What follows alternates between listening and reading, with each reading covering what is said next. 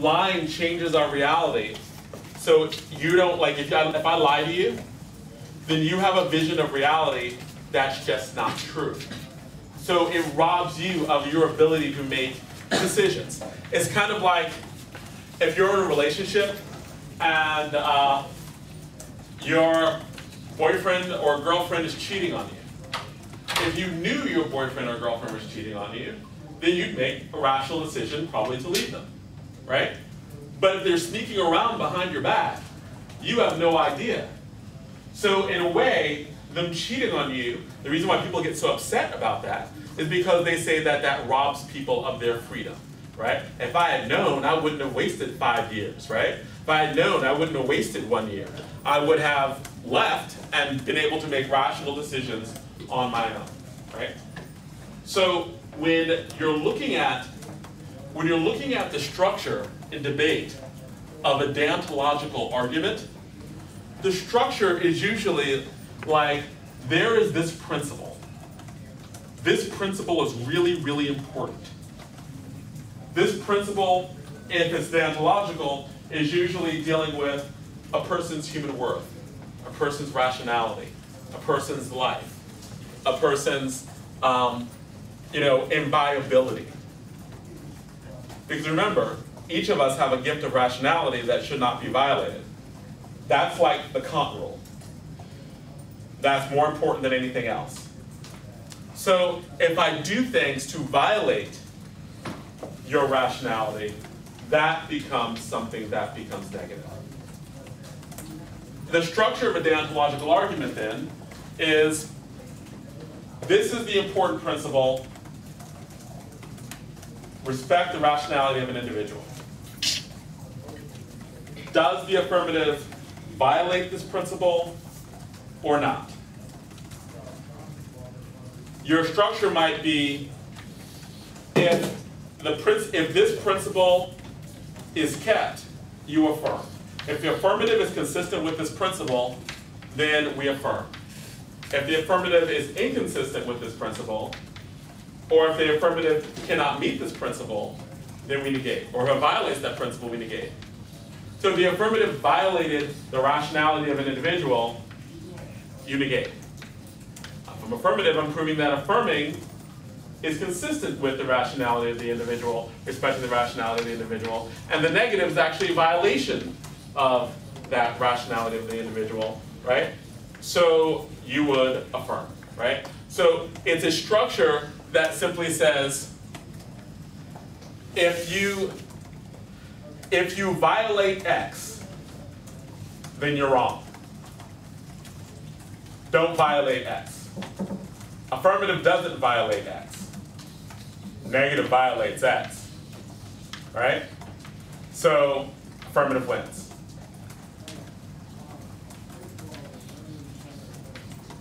When we're looking at this concept of deontology, is often directly at odds with a utilitarian calculus. Utilitarians say, wow, Kant, I think that there's a reason why you never went more than 7 miles away from your house. Kant, you were probably a little bit of a loser. You had no idea what reality was like. You lived in your head. That's why you loved math logic so much. I think you need to get out more, said the utilitarians. And utilitarians really reject one aspect of a core aspect of deontology, and that's the basis of where knowledge should, where legitimate moral knowledge should come from, right? Kant says that that knowledge should not come from experience. It should be a priori. Utilitarians reject that. They say that our actions should be defined based on things that we actually know, like our experiences. Often there are real decisions that we have to make. The classic critique of Kant is that he can't adapt to situations. Like, Kant says never lie. lying is always bad. So there's the classic case of if you were Nazi Germany and you were hiding Jews in your attic, and if a Nazi knocked on your door and said, "Are there any Jews in this house?" Kant would say you had to say yes. Kant would say that you were immoral if you lied and said no and saved people's lives. So people who are into utilitarianism point to that and say, that's crazy. If you're like, you do not respect the rationality of individuals by telling the truth to Nazis. Kant would say that he is always respecting the rationality of individuals because he does not control what the Nazi does. He does not know what he will do, what that soldier will do. He would say that I am only responsible for my own actions, and anyone else's actions, and everyone else is responsible for their own actions. I am going to respect rationality of the individual, and I'm going to tell the truth. He is also obligated to respect the rationality of the individual. I can't help it if he's not acting morally. Also, yes? So my interjection here is that is called in philosophical literature the act-omission distinction. So what he's talking about, Kant would believe that there is an act-omission distinction, that there is a distinction between actively killing someone and abstaining from saving them, right? So Kant would say that by lying to the Nazi, or sorry, by telling the truth to the Nazi, you are not actually doing the killing of the Jews. The moral responsibility falls upon the Germans or the Nazis who are killing the Jews themselves. You are not morally culpable for omitting from killing them or from omitting from saving them. Whereas a utilitarian would say that there is no act-omission distinction. That if you have the capability, or it is within your means or your capability to save the life of someone or to do some good or create some positive end result, then you have an obligation to take that good, because there is no act-omission distinction. The common example that I know is the drowning baby example, right? A consequentialist would say that if you are humanly capable of saving the drowning baby, then you have the obligation to go and save that baby. However, a Kantian deontologist would say that it is not your fault that the baby was drowning, that you are only responsible for your own actions, and you are not obligated. It might be nice or a positive thing to save the baby, but you are not morally obligated to jump into the pool or whatever and save the baby, because you are not responsible, or because there's a distinction between acting and omitting from saving. Does that make sense to everyone? Right, like Kant would say saving the baby is moral, but not an obligation. Right. Right? Like, it's nice if you do it. You're not violating a principle, right? Because you're still respecting its rationality. You're saving the baby. Respecting its rationality, it is acceptable, but it's not an obligation. Because if you just keep walking, you're not disrespecting someone's rationality. And logical extension of this is, all over the world, we know that people are suffering. Like in Syria, there's massive human rights violations going on. The same thing in the Sudan. The same thing in many other parts of the world. There are people who are starving, right? Singer points this out, and Peter Singer says that, therefore, we are all obligated to give to the point of subsistence, right? Because if we value life, and we're talking about the greatest good for the greatest number, then the iPod that you guys have, no. Really? All of you have laptops? You don't need those laptops. No, not really. If we're really about the greatest good for the greatest number, give it up. Give up your excess wealth. Give it away. And that, if you were a utilitarian, if you were a true utilitarian, is something Peter Singer says that you would do, right? To spread the greatest good for the greatest number of people, right? The greatest good is people living all over the world, as opposed to you typing up on your fancy Macintosh computers. You immoral people, you. Don't look at that. Random tidbit of information about Peter Singer: he donates 80% of his income. So I know. He believes in what he says. Yeah. And he writes on almost every topic. Yeah. So, going to utilitarianism. there are two types of utilitarianism. By the way, can someone help me with time too? What time is it? 4:21. 4:20? Okay. Oh, yeah, we got time. So utilitarianism, there are two types. There's act and there's rule. Act utilitarianism says you do the greatest good for the greatest number in a particular instance. And the popular example of that is, well, you have a really healthy person, and you have somebody who needs a heart, someone needs a liver, someone needs a kidney, someone needs a cornea, and you kill that healthy person to give those things away. That's perfectly acceptable under an act utilitarian framework. That's the common criticism of utilitarianism, right? It's you do the greatest good for the greatest number of people. But the greatest good for the greatest number of people is also what Peter Singer says. Give up your wealth, and give up your wealth for people who don't have it. Because it's really about, there's a fundamental truth of life that utilitarians say. We seek pleasure and we go away from pain. And since we want to go toward pleasure and away from pain, well, that's really a truth about life. That really is the basis of all our morality.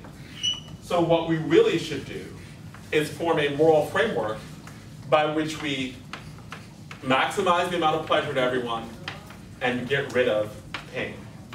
And this is true on both an individual moral level, and also utilitarians look at this on a practical level as well, on a political level as well.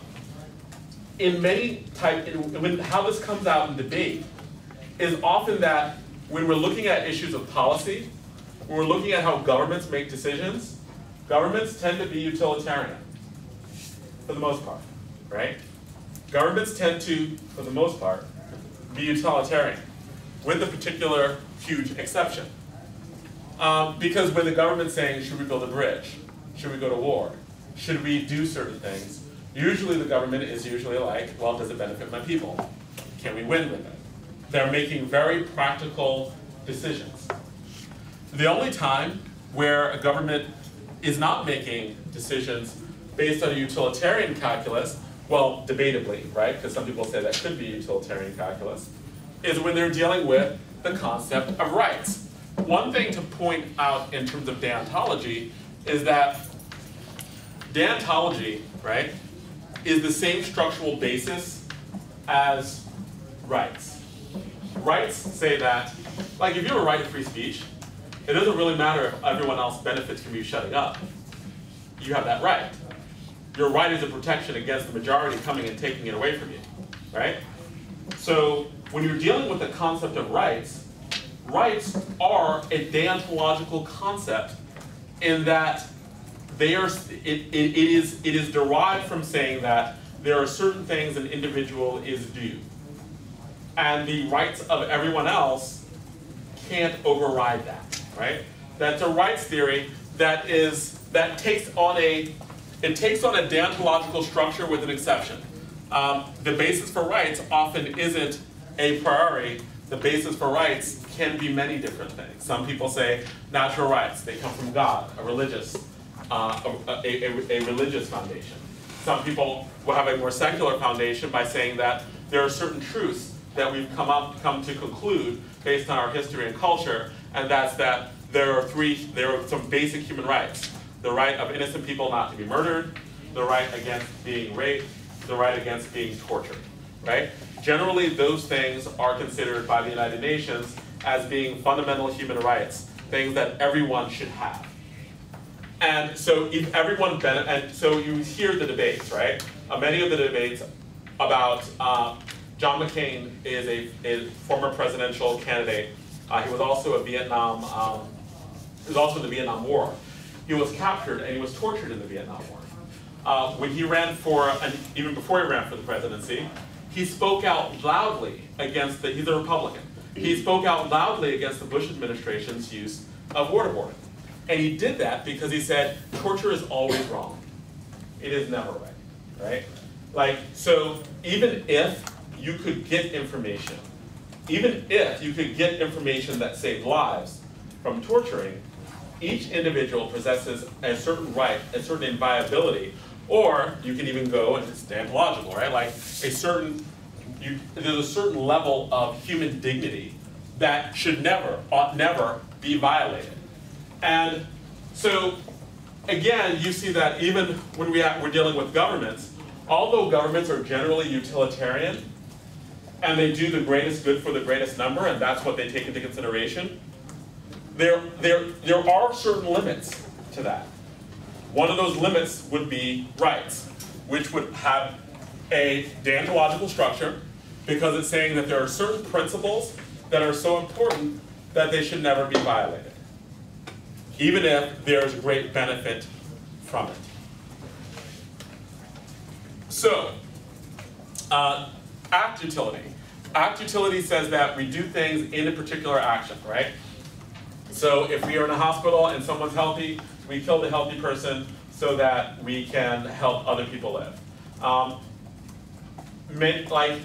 Mill didn't really like those conclusions, didn't think they were sellable, practical, and he developed something called rule utilitarianism.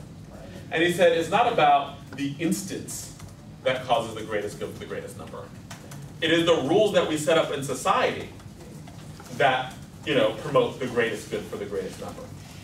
So rights, right, having a concept of human rights would be, according to John Stuart Mill, an act of rule utility. So he would say, like, even though to some people rights can have a deontological structure, as in, even if the majority benefit from it, you can't do it. And a rule utilitarian might say that the United States is better off having a constitution, having a certain system of rights, having a certain system of rules that we can't override, right? So, generally speaking, rule utilitarians can have concepts that seem like they're deontological. Because a rule utilitarian still says there are certain principles that are so important that even the short-term benefit of the majority can't override, but theirs would be different. It would be the short-term benefit of the majority can't override, because in the long run, these rules maximize the greatest happiness for everyone. So there are two ways to look at utilitarianism. There is act utility, which says that here's the situation, and in this situation, we need to do the greatest good for the greatest number. And there is rule utility, which says that, look, we need to look at this not on an individual basis. We don't want people being killed for body parts and that being justifiable. Like, what kind of society would we live in? People would be scared to go outside and, walk around. No one wants to be cut up. So we developed these rules. And, the Constitution, there are a set of rules. These laws, there are a set of rules that give you rights. And so a rule utilitarian would say that it is, in the short run, we're gonna, even if the majority says, wow, we could sell those body parts and make a lot of money. In the short run, you can. In the short run, that might be beneficial to the majority of people or to more people. But in the long run, having a rule would make everyone feel more safe and secure. We'd have a better society where we could go do things more than cannibalize each other, right? Like, we could have a stable place where there's commerce, where there are other things that we can do, so we don't have to worry about getting killed when we walk outside of our door. Anything to add? Yeah. So real quick, what I wrote on the board over here are, because Kant and Mills and Bentham are long dead. These are modern-based consequentialists and deontologists that teach at universities now that write a lot of the great cards that you hear debaters read in frameworks. Peter Singer, and I circled him as probably because he's the biggest consequentialist modern day. We already talked about him a bit. David Comiskey and Brad Hooker. Cass Sunstein All of these guys write about the act omission distinction, about how there is no act omission distinction. Cass Sunstein specifically writes about how, in the context of government policy making, a government omission to act in the best interest of its people and the society it governs is in itself an immoral act. That it always has to act to take the to do something that is in the best interest of its citizens. And over there are modern day deontologists. Applebaum, Cam, Korsgaard, Tauric, Thomas Hill, and Richard Trammell writes specifically about how there is an act omission distinction, or how there is an act omission distinction. Okay. So now, I put the other part in terms of reasons to override utility, or reasons to override like a function of doing the greatest good for the greatest number of people. Social contract. You will hear that quite often. Thomas Hobbes, John Locke, Jean-Jacques Rousseau, these are all philosophers who wrote about a social contract. And that is a different way to look at morality. Morality, and especially in terms of government obligation, right? So they would look at much more of like individual morality, like how they would look at my actions as part of an agreement with government. So all three of these philosophers start with looking at the state of nature. And they imagine a state where there would not be a government. Thomas Hobbes most famously said, life without the state would be nasty, brutish, and short. If you imagined, what's that movie that came out, kids killing each other? What was that? Hunger Games. Right. So if you're looking at like Hunger Games, right? When they were in that particular game, like when they were right there in that game, you could consider that to some extent like a state of nature. It was a war, or Thomas Hobbes' state of nature, setting a war of all against all. And there are other movies that talk about post-apocalyptic world, like there's nuclear war, and after nuclear war, there's no government. I think there was a show called Jericho. I think, if those of you who are into Lord of the Flies, not post-apocalyptic, but post-plane crash, and they're on an island. There are all these movies that deal with what if we are outside of the bounds of society, where people don't tell you what's right or wrong, where you as individuals have to decide what's right or wrong on your own. And most conclude probably not a nice place. Many are talking about like would have the view of Thomas Hobbes that life without the state would be nasty, brutish, and short. John Locke, in his two treatises of government, isn't as cynical as Hobbes. He doesn't think that it will be a state of war of all against all, but he does say that it wouldn't be like a great plan. That he does say that eventually we would have conflicts that would need to be resolved, right? And those conflicts would lead to war, right? We could do business, we could talk to each other, we wouldn't kill each other instantly, but there'd be times when it'd be kind of like organized crime, right? Organized criminals don't kill each other all the time. But every once in a while, there's a dispute. They can't go to the police and somebody's body turns up because, well, disputes have to be resolved. And that's probably not good, right? So Locke says, courts are good so that you can resolve contract disputes without putting a contract on somebody. Jean-Jacques Rousseau, very similar to Locke, and he also says that without a state of nature, in a state of nature, we would eventually start fighting, and we need a government to be able to organize things, right? Be able to get order. Thomas Hobbes most specifically says that he was actually living through a real civil war in England, where there was a state of war of all against all. And Thomas Hobbes said, look, if England ever wants to become a power, if England ever wants to engage in world trade, if it ever wants to engage in the broader world, then it's got to stop its civil war, come together so we can develop.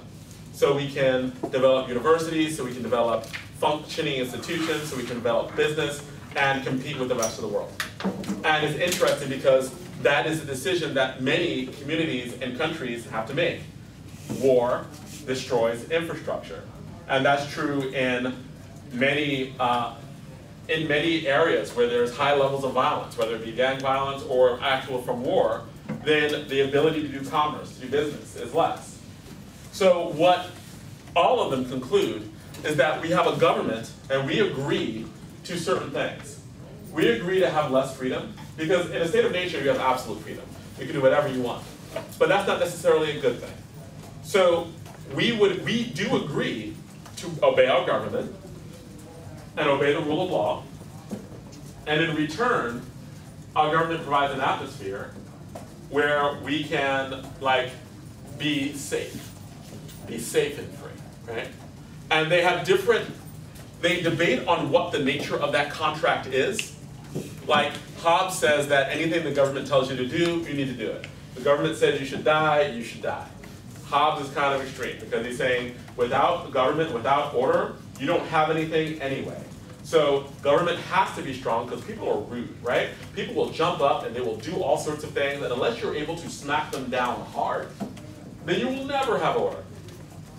Locke, Rousseau figure that you set up courts and you set up institutions, and they have different visions of what those institutions would be. Those institutions would be enough to be able to keep order, right? The state always has the monopoly on violence.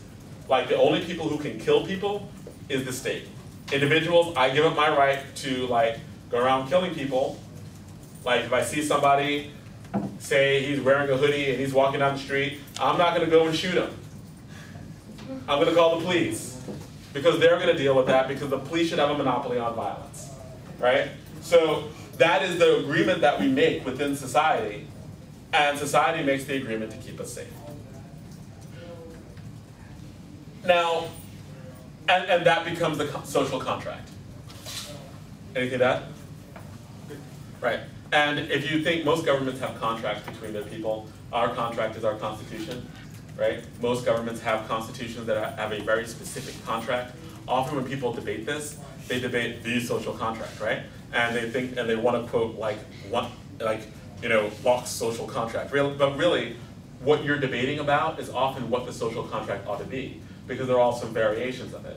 It doesn't mean that we wouldn't agree with the state says you should die, right? We think that there are very specific rules to a government. We think that, we have a constitution, so we fight over what those rules are, and we debate over what those rules are, and there's always this tension between us and government, and we're going to talk about that more when we get to communitarianism, because I think that many times you'll have philosophies that are built off of philosophies. I think that communitarianism is a natural extension and a result of a lot of the debates that are had above. What time is it? 4:30. Okay, so contractualism. And I hope I spelled it correctly, I'll have to check that. But contractualism.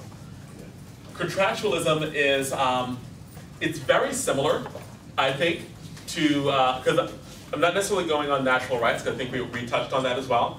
Natural rights as being, I think, an extension of deontology. People have inherent human worth.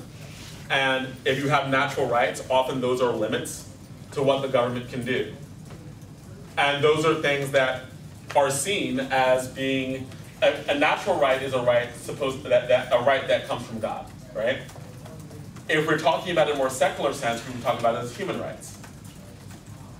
And we talked before about the basic human rights, which would be the right of an innocent person not to be killed, the right not to be raped. That's recent. The United Nations pushed that because there were certain fights and there were certain wars where rape was used as a tool of war and as a political tool. And so they declared that that was a human rights abuse. And then there was also, there's also the right against torture that we talked briefly about before, right? And all of them are based around, there's a certain fundamental way that all human beings should be treated. And we can disagree about a lot of things on the margins. Like the United Nations says that everyone should have a 2-week vacation, right? That's, a lot of people and countries would disagree that that's a human right. But there are usually things that, but there are 3 things that all over the world, based on wars, the Holocaust, World War II, the wars before that, the wars after that, there are usually things, because of our history and culture, because of lots of debate and discussions, we finally agreed on three things, right? We agreed that innocent people should not be murdered, they should not be raped, they should not be tortured, right? Those are generally things, those are things that all over the world, that even the most brutal country will not admit that it did. And one of the ways that people say that they know that human rights are real is that even the most brutal dictatorship, like when the innocent people were found, like children were murdered in Syria, and they were believed to be murdered by the government. The government came out with a statement like, no, we didn't do that. We would never do that, right? Same thing in Darfur, right? We know that the government is sponsoring people to murder innocent people, right? Kill kids. We know that. We've seen the pictures, we've heard the testimony. Okay? But the government will say, no, we don't do that. We would never do that. Whereas 100 years ago, like, so, they're not human anyway. And they would say that, right? Like, before governments and individuals would justify killing each other based on another group's lack of humanity, and they wouldn't have a problem with it.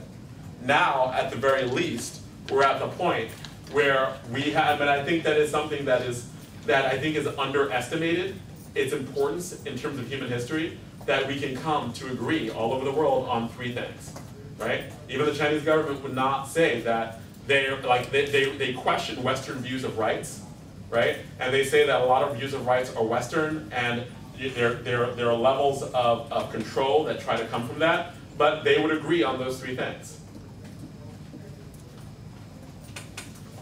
Contractualism. Contractualism is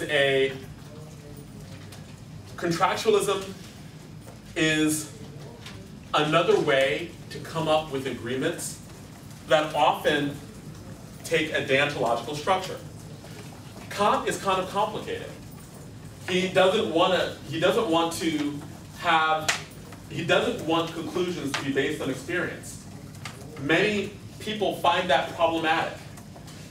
But at the same time, they do agree that there are some things that shouldn't come to, does it benefit everybody? And how do you come to that conclusion? Contractualism is a way to do that. Now, John Rawls wrote a book called The Theory of Justice. He doesn't use the word contractualism. Contractualism never comes up. He would consider himself either much more on the social contract level or maybe a little bit on the Kantian level, but he wouldn't consider himself a contractualist because the term, I don't believe, came up when he was writing. I think that contractualism is something that is based on his writings. Yeah, T.M. Scanlon was the first one to coin the term contractualism, and it's based on Rawlsian principles. And Rawls came up with something called the veil of ignorance. And Rawls' theory of justice really looks at the world and specifically looks at the United States, but it's applicable all over. And he says, there are people who are suffering. There are people who are not. How is this just? If we were objective, and that's why I say he goes a little bit to Kant, right? If we don't consider our social position, if we don't consider our experience, then what conclusions would we draw about the redistribution of wealth? How would we want wealth to be redistributed? So Rawls justifies the welfare state. Like, Rawls justifies Social Security, welfare programs, public schools, every social safety net that the United States has, Rawls is justifying. Because Rawls says, if you didn't know where you would be in life, you wouldn't know if you were born a billionaire or born in poverty. And if you would know your position, you would want to hedge your bets. You'd make sure that when you were born, it wouldn't be something that would kill you. So we should structure society. We should figure out how we want to structure society, and then more specifically, how we want to structure our tax code based on providing the ability for people to live no matter where they work. So I might not say there will be no rich people, because I might want to be rich. I might not want to say there will be no poor people, but I might say I would not want poor people to be like living on subsistence dying, right? Like no matter where I was in society, I'd want to have certain basic life chances. So if I were a Rawlsian, I might be for the healthcare bill that's about to be overturned tomorrow. If I were a Rawlsian, I probably would be for public education. And Rawls, I believe, was influential in a lot of the Great Society programs. He taught at Harvard for many years, and many people who were making policy went through his course, and it helped structure their view, or it seemed to help structure their view of the world. And so when you're looking at that, Rawls, I think, would be contractualist in that he's saying that if we were to make a rational decision, that would be the conclusion that most rational people would come up with if they didn't know what their social position was. Yes? So like he only focuses on that social welfare state, or you can compare with anything in that? You can compare other things, but the theory of justice really deals with the redistribution of wealth. Yeah, Rawls, T.M. Scanlon, if you're looking for a contractualist that writes from a more general principle, is who you're going to want to read, right? But he bases his writings on the same idea that we should base our actions from behind a veil of ignorance, as though we didn't know who we were in society, or at least governments ought to, as though we didn't know who we were in society, and then act in a way that all rational beings would accept that action. Right. And that's why when people are talking about contractualism, it functions very similar to a deontological framework. Here's the rule that we would agree with, and you spend a lot of time in your framework talking about here's the rule that we'd agree with. Here's why we would agree with this rule. This rule is really, really important, right? The other side violates this rule, I don't. So it's still a deontological structure, and that here is a principle of justice. If you violate this principle of justice, you should be rejected. If you are consistent with this principle of justice, or principle of right, or principle of morality, then you need to be accepted, then you need to be embraced. And that's the structure of it, right? And hopefully from this, if there's nothing else you get from this, it would be just looking at the structure of frameworks, and the structure of frameworks either being, here is the principle, I'm establishing a lot of time dealing and building this principle, and and if I'm consistent with this principle, I need to be embraced. If I'm inconsistent with this principle, I need to be rejected. Versus a utilitarian framework, which says we need to weigh the harms. We need to weigh the benefits. And we need to see which side is most beneficial. Those are two fundamentally different ways of making decisions.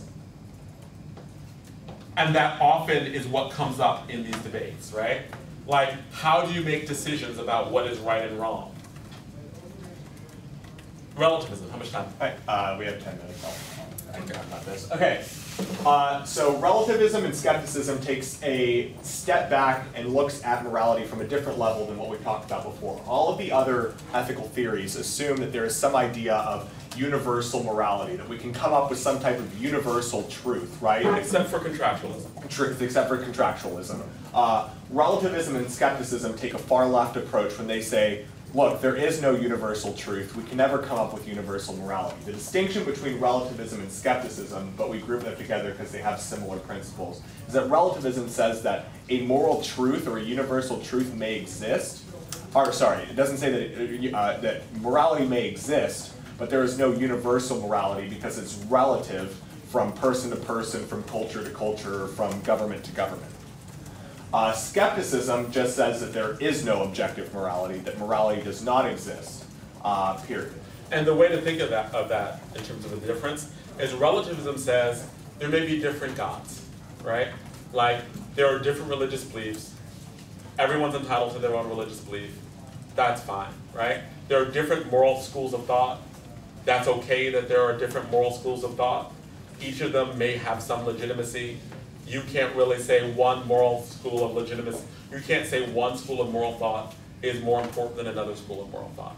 Skepticism says it's all wrong, there is no God, never has been, you're making everything up, nothing exists, right? One is, you have a lot of different institutions, they might be legitimate, you know, they're relatively true. Skepticism says it's all a joke, nothing's real, and Nietzsche is kind of like the Joker in the second Batman movie.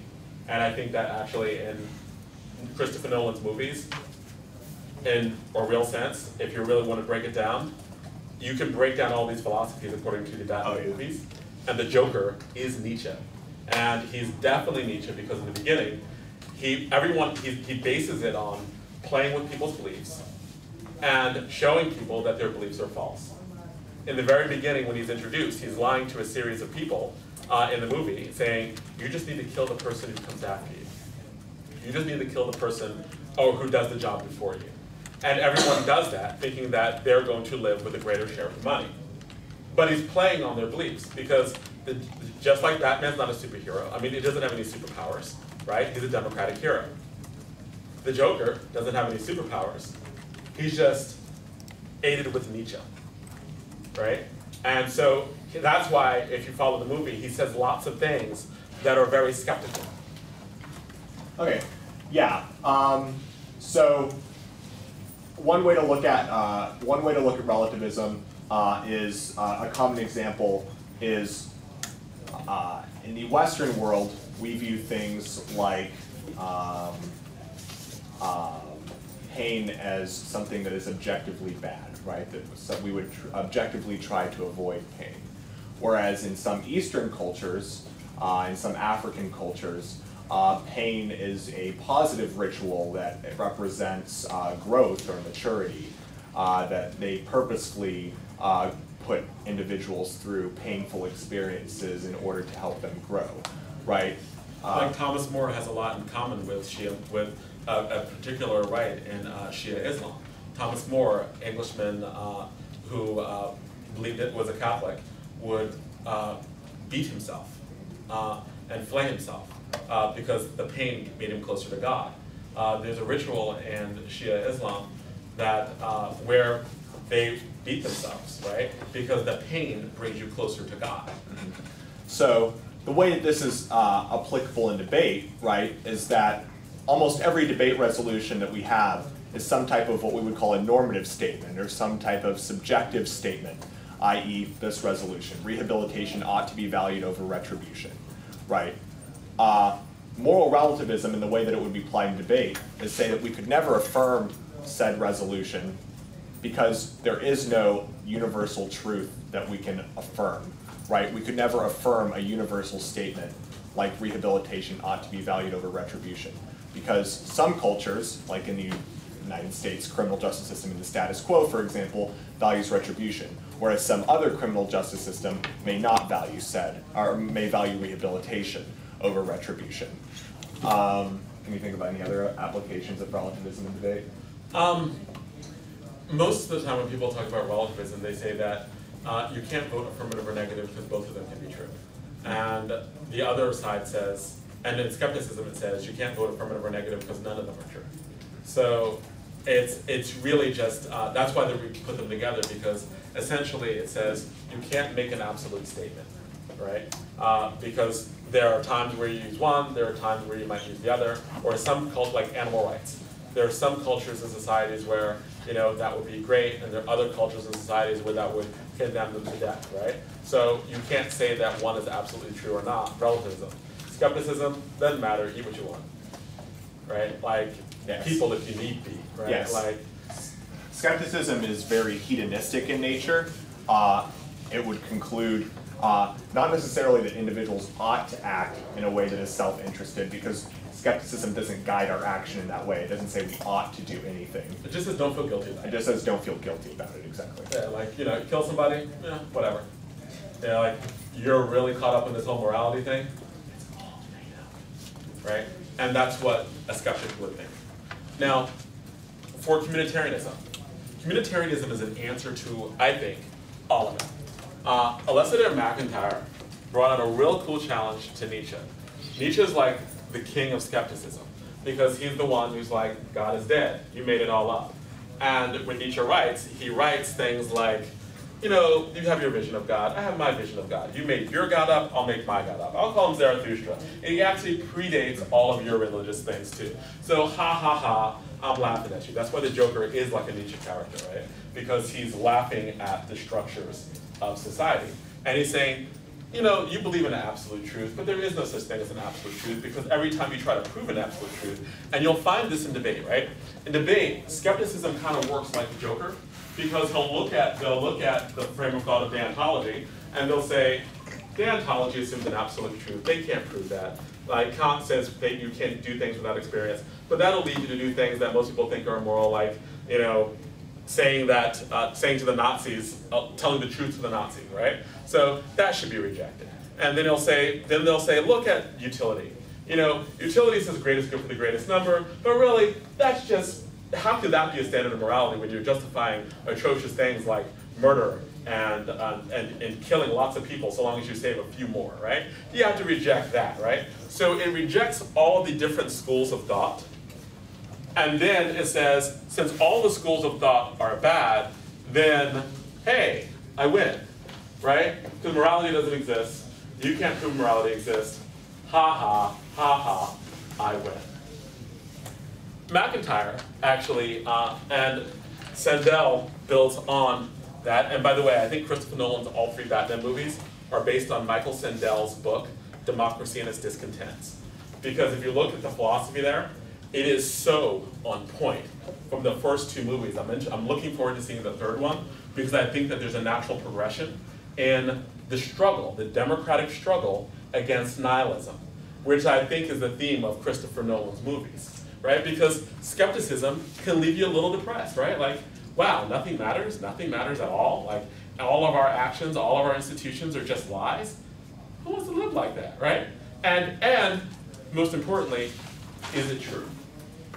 McIntyre says that, Nietzsche's a child. And as a really cool book that McIntyre writes, After Virtue. And he says that, and he goes into Kant, he goes into this absolute truth, he goes into the breakdown of Kant, and how Nietzsche broke down this absolute truth by making fun of it. And then he said, essentially, that Nietzsche is dependent on, like, Kant and to even begin to make sense. He's more like a leech as opposed to an adult trying to solve a problem. When you look at McIntyre, he says that our values, our morality, what's good and bad, and communitarians in general say this is based on our history and our culture and debates and discussions that we have over time. And they may be a little bit more on the relativist side, but they're more like democratic relativists. And that we've come to the conclusion that there should be human rights based on our history and our culture.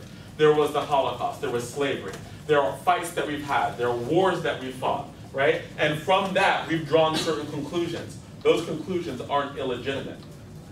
And those conclusions are a result of democratic discourse, like where people are included. And we're not always going to agree on everything.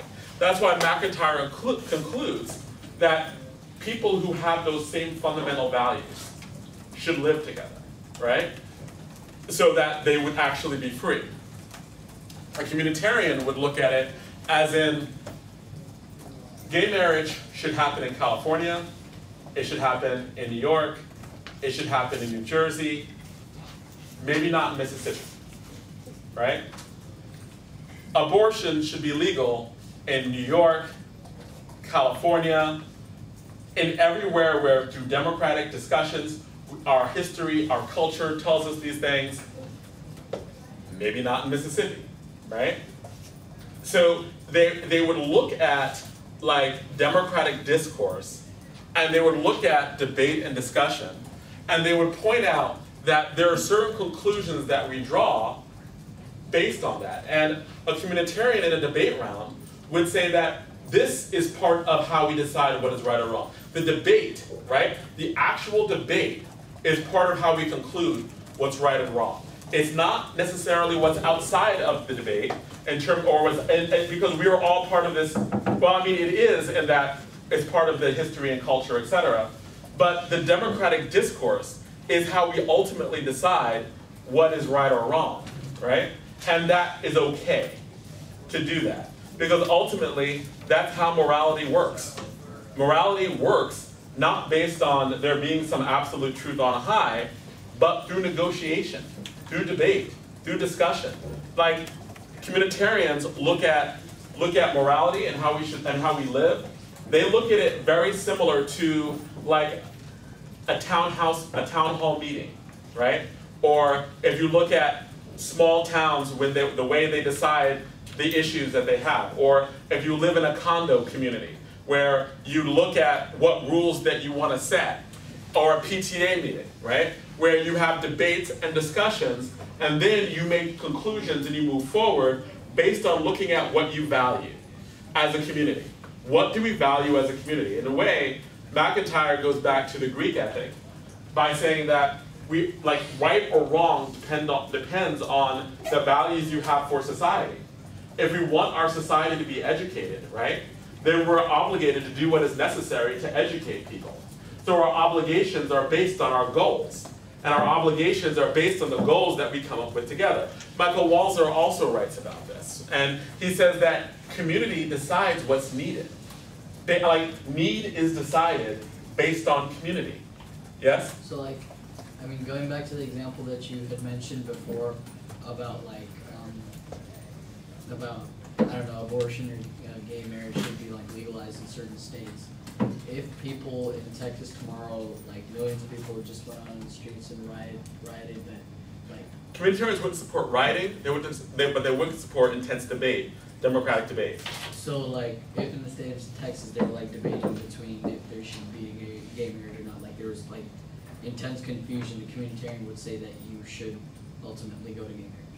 Well, they would say that ultimately it has to be decided through democratic discourse, but and ultimately when you look at how gay marriage is